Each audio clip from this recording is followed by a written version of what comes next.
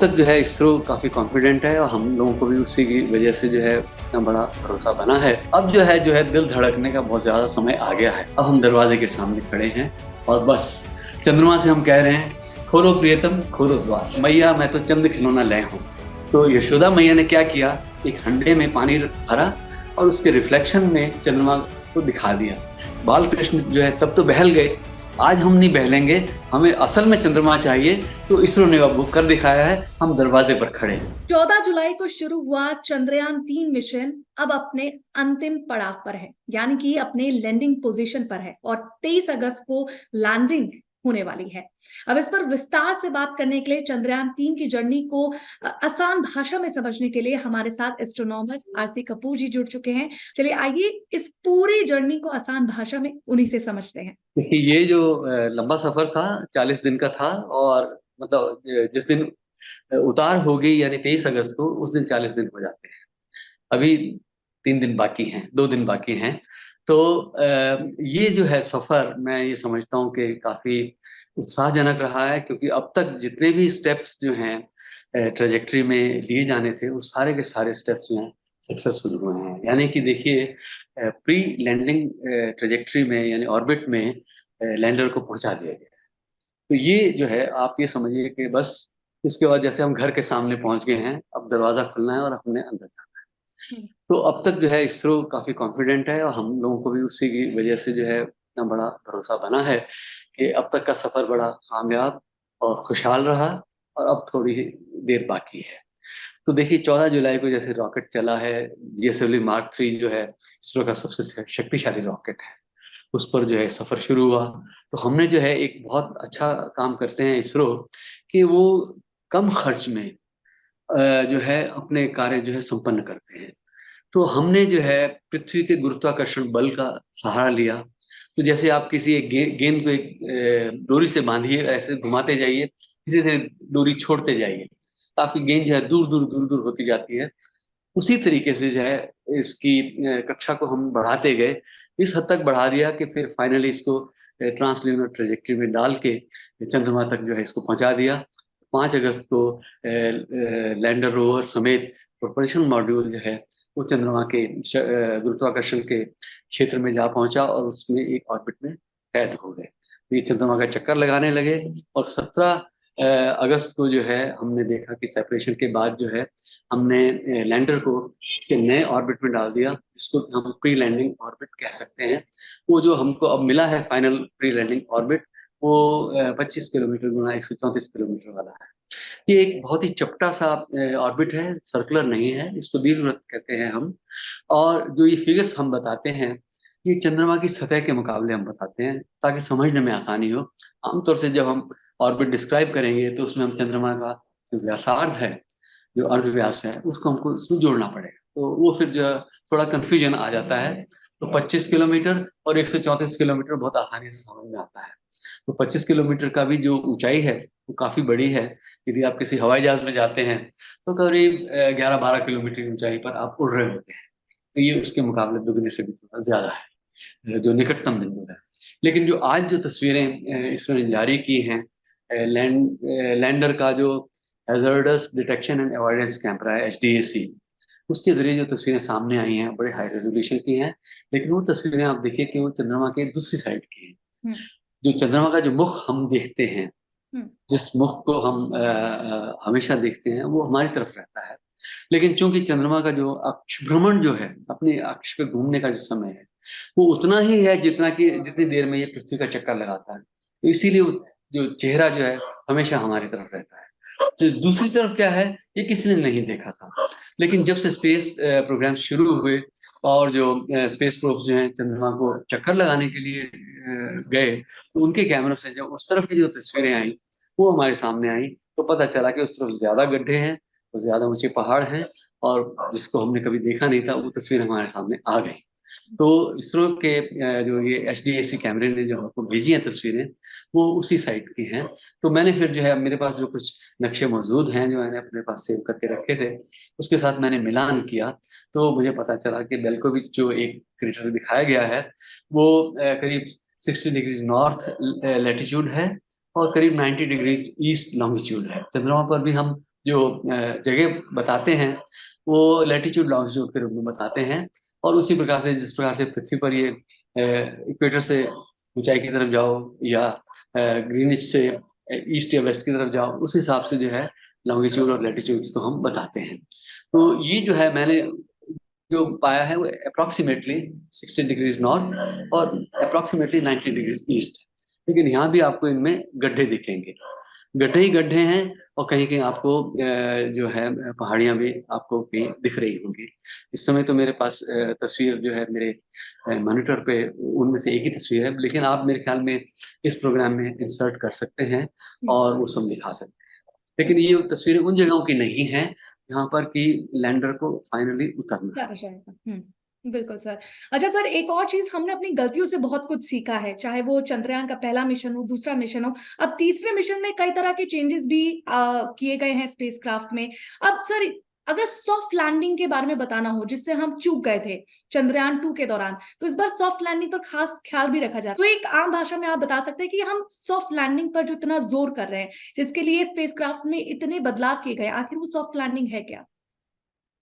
देखिए, soft landing में आपको ऐसे समझाता हूँ कि आपके पास एक स्टूल है, वो 8 इंच ऊंचा है। अचानक वो स्टूल या तो हटा दिया गया और आप अ, फर्श पर आ गए, या आपने छलांग लगाई और फर्श पर आ, आपकी जो स्पीड होगी जो है वो लगभग 2 मीटर प्रति सेकंड होगी। ऐसा मैंने एक सिंपल फार्मूले से कैलकुलेट किया। और जो छात्र जो हैं ये सब देख रहे हैं वो भी खुद कैलकुलेट कर सकते हैं। चंद्रमा पर वो ऊंचाई करीब 4 फीट है। इस ऊंचाई से अगर आपने लैंडर को गिराया या इस गति से गिराया तो वो बहुत सुरक्षित रहेगा, उसका कोई सिस्टम में कहीं कोई फूट नहीं होगी, कहीं कोई इधर उधर पुर्जा नहीं होगी। लेकिन इसकी टॉलरेंस जो है 3 मीटर प्रति सेकंड के हिसाब से तैयार की गई है, ताकि ये अधिक गति से भी अगर ये उतरता है तब भी जो टचडाउन के समय जो है ये सुरक्षित रहेगा। लेकिन 2 मीटर या 3 मीटर प्रति सेकंड की जो गति है, अब आप उससे कंपेयर करिए जो अपने ऑर्बिट में इसकी गति होगी। जिस समय ये लैंडर को हम डी ऑर्बिट करेंगे तो 1.68 किलोमीटर प्रति सेकंड की जो इसकी गति होगी, ये अपने ऑर्बिट में ये फॉरवर्ड लेग्स फॉरवर्ड के तरह से ये आगे जा रहा है। वो 1.68 किलोमीटर प्रति सेकंड की गति है और उसको हमने कम करना है। तो आप ये देखिए, मेरे पास ये कैमरे की मोबाइल कैमरे की ट्राइपॉड है। ये देखिए इस तरह से ये अपने पथ पे जा रहा है। आप यहाँ समझ लीजिए रॉकेट ने फायर किया, यद्यपि जो भी इसका एक्चुअल शेप है उसके हिसाब से आप देखिए। जैसे इसने फायर किया तो इसकी गति को धीमा करेगा, ये इसको इस तरफ पुश करने की कोशिश करता है। इसकी गति धीमी होती है तो फिर नीचे उतरने लगता है। तो फिर ये एक समय आता है कि जब हम इसकी एटीट्यूड को हम वो जो है रूप देंगे, तो इसका ये क्योंकि इस समय ये फॉरवर्ड है, उस समय हम इसका एंगल जो है करीब 50 डिग्री करना चाहते हैं। इसके बाद फिर फाइन ब्रेकिंग शुरू होती है, जिसमें इसकी गति को थोड़ा और कम करेंगे, ताकि ये फिर इस प्रकार से ये एक किस्म से फाइनल स्टेज में आके ये लेग्स डाउन हो जाए और ये अपना सतह पर उतर जाए। तो इसमें जो है कई स्टेजेस में गति को कम किया जाता है। तो 4-5 जो स्टेजेस रफली मैं जो आपको बताता हूँ। पहली रफ ब्रेकिंग है, उसके बाद जो है ये जो है एटीट्यूड होल्ड है, जिसमें कि इसकी एटीट्यूड को जो है करीब 50 डिग्री पर लाया जाएगा। इसके बाद फाइन ब्रेकिंग है, तब इसकी गति को और कम करके काफी कम करके जो है हम 1300 मीटर की ऊंचाई पे आते हैं। उसके बाद जो है जो इसके कैमरे और दूसरे सॉफ्टवेयर जो है वो एक्टिव है, और वो तय किया जाता है कि इसकी गति को हॉरिजॉन्टल दिशा में कितना रखा जाए और वर्टिकल दिशा में कितना रखा जाए।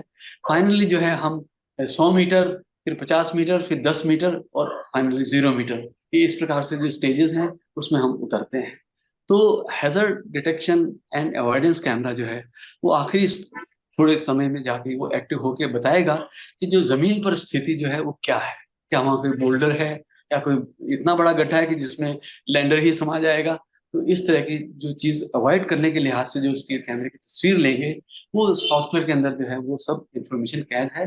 वो तब जो है ये वर्टिकली जो है अपनी जगह को थोड़ा सा बदल सकता है, उस हिसाब से जो है उतर सकता है। अच्छा, एक और चीज सर, वैज्ञानिकों के सामने इस बार क्या बड़ी चुनौतियां हैं? सबसे बड़ी चुनौतियां देखिए, हर कदम जो है वो चुनौती है, और कदम दर दर कदम जो है हम चुनौतियां पार करते आए हैं। अब जो है दिल धड़कने का बहुत ज्यादा समय आ गया है। आप ये देखिए कि 14 जुलाई को जब ये जेएसएलवी मार्क 3 रॉकेट पर सवार होकर हमारा चंद्रयान 3 चला, तो उसके अंदर जो है इतनी जगह थी कि उसके अंदर 142 करोड़ दिल भी समा गए। उनको सबको साथ लेके जो है चंद्रयान 3 जो है चंद्रमा की तरफ बढ़ गया। इस समय भी जो है, अब आप देखिए कि इसरो ने 142 करोड़ सिटीजन साइंटिस्ट तैयार कर दिए हैं। हर किसी की नजर चंद्रयान 3 की तरफ है। अब क्या होगा, अब क्या होगा, वो सब हम इंतजार करते हैं इसरो की तरफ से कब जो है कोई ट्वीट आता है, उसके आधार पे हम सोचते हैं कि चलो अब हम यहाँ पहुंच गए और आगे पहुंच गए, इससे अब आगे। तो अब जो है मंजिल के इतने नजदीक हैं कि जैसे कि मैंने कहा, अब हम दरवाजे के सामने खड़े हैं और बस चंद्रमा से हम कह रहे हैं, खोलो प्रियतम खोलो द्वार। हम लोग यहाँ हैं तो चंद्रमा हमारे लिए काव्य में, साहित्य में वही स्थान रखता है जो अब तक रखता आया है। आप कितने फिल्मी गीत सुन लीजिए, और जो है चंद्रमा के साथ हमारा उसी रूप में जो है प्यार रहेगा। और देखिएगा, आप याद करिए, सूरदास जी ने वो पद लिखा था, मैया मैं तो चंद खिलौना ले हूं। तो यशोदा मैया ने क्या किया, एक हंडे में पानी भरा और उसके रिफ्लेक्शन में चंद्रमा को दिखा दिया। बाल कृष्ण जो है तब तो बहल गए, आज हम नहीं बहलेंगे, हमें असल में चंद्रमा चाहिए। तो इसरो ने अब वो कर दिखाया है, हम दरवाजे पर खड़े हैं। सर, अगर चंद्रयान 3 मिशन सक्सेसफुल हो जाता है, क्योंकि सब यही मैनिफेस्ट कर रहे हैं, तो उसके बाद का मिशन क्या होने वाला है? देखिए, एक बार उतर गए, अगर सब कुछ ठीक ठाक है, तो कुछ घंटे का इंतजार किया जाएगा। जैसा कि चंद्रयान 2 के मामले में था, 3 घंटे या 4 घंटे इंतजार करेंगे। जो भी थोड़ी बहुत धूल उड़ी होगी, चंद्रमा की सतह पर बहुत बारीक धूल है, टेलीकॉम पाउडर से भी फाइन है, तो ये इलेक्ट्रोस्टैटिक है। तो ये जब जैसे ही टच डाउन होगा, उसी समय इंजन बंद हो जाएगा, ताकि एक्स्ट्रा धूल जो है वो नहीं उड़े। फिर भी इस धूल को सेटल होना है, तो चूंकि चंद्रमा पर वातावरण बहुत ही विरल है, ये धूल तेजी से जो है जमीन पे गिर जाएगी। लेकिन फिर भी जो है एक सुरक्षा की दृष्टि से करीब 3 घंटे का इंतजार किया जाएगा। और तब तक जो है सूर्य जो है उस इलाके में उदय हो चुका होगा, करीब 8-9 डिग्री की ऊंचाई तक जो है सूर्य पहुंच चुका होगा। जिसका मतलब है कि जो सोलर पैनल्स हैं वो अपना काम करेंगे, बिजली पैदा होगी, और उसके बाद जो है लैंडर का जो है पल्लू खुलेगा, और फिर रोवर जो है स्लाइड करके जो है बाहर आएगा। तो ये जो है लैंडिंग के बाद जो है करीब 4 घंटे का समय जो है लिया जाएगा, तब वो रोवर बाहर आएगा, और रोवर जो है फिर इधर उधर जाना शुरू होगा। तो वो लैंडर के कैमरा की निगाह में ही उसको रहना है, उसी हिसाब से उसको कंट्रोल रहना है। तो जो रोवर है वो 1 सेंटीमीटर प्रति सेकंड की गति से इधर उधर जाता है। तो अगले 12-13 दिन में जो है वो करीब 300-400 मीटर जो है वो उसने की यात्रा करेगा। इस बीच में है उसने एक्सपेरिमेंट्स करने हैं, लैंडर ने अपने एक्सपेरिमेंट्स करने हैं, और इनका जो संपर्क है वो प्रोपल्शन मॉड्यूल और ऑर्बिटर 2 के साथ है। ऑर्बिटर 2 का जो संपर्क है पृथ्वी के साथ है, और इसरो के जो ट्रैकिंग सेंटर्स हैं उनके साथ उसका संपर्क है। तो सब कुछ जुड़ा हुआ है। तो लास्टली यही जानना चाहूंगी, लूनर 25 इस मिशन के अनसक्सेसफुल होने की वजह से कहीं ना कहीं लोगों के मन में मायूसी है और डर भी है चंद्रयान 3 को लेकर। तो इस प्रोबेबिलिटी के बारे में आप बात करना चाहेंगे कि क्या लूनर 25 मिशन अनसक्सेसफुल होने की वजह से क्या ये असर चंद्रयान 3 पे पड़ेगा? लोगों को मायूस होना चाहिए या नहीं है, अभी भी पॉजिटिवली सोचना चाहिए इस बारे में? देखिए, भावुकता में हम कह सकते हैं कि 100% या हमें पूरी सक्सेस चाहिए, वो एक बात है, लेकिन ग्राउंड रियलिटी ये है, स्पेस इज वेरी हॉस्टाइल। लाखों चीजें काम करती हैं, तब जाके अगर कोई एक चीज जो है कहीं कुछ चूक हो जाती है तो सब कुछ खत्म हो जाता है, जैसा कि ल्यूना 25 में हमने देखा। लेकिन ल्यूना 25 जो है वो प्री लैंडिंग ट्रेजेक्ट्री में भेजे जाने के समय ही जो है जो है वो ये जो है हालत हो गई कि वो गिर गया चंद्रमा की सतह पर, नष्ट। प्री लैंडिंग ट्रेजेक्ट्री में ऑलरेडी लैंडर हमारा पहुंच चुका है। अब सिर्फ उतार का क्षण का इंतजार है कि कब उसको डीऑर्बिट करके जो है चंद्रमा की सतह पर भेजा जाएगा। तो वो एक बात है। तो अब तक तो सो फार सो गुड वाली बात है कि सब ठीक चला है। और देखिए, अंतरिक्ष की बात है, और विज्ञान में हम हमेशा कहते हैं कि 99% जो है हमारा काम बिगड़ा रहता है, वो बाद में 1% में जाके हम कुछ चीज हासिल करते हैं।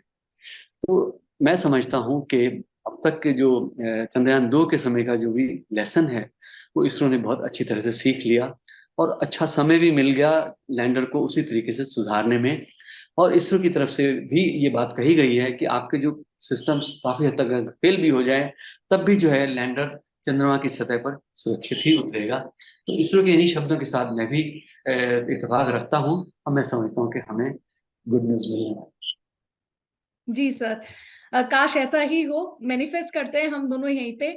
और हमसे इस पर विस्तार से बात करने के लिए और आसान भाषा में चीजों को समझाने के लिए सर, आपका हमारे साथ जुड़ने के लिए बहुत बहुत शुक्रिया। आपने ये मौका दिया।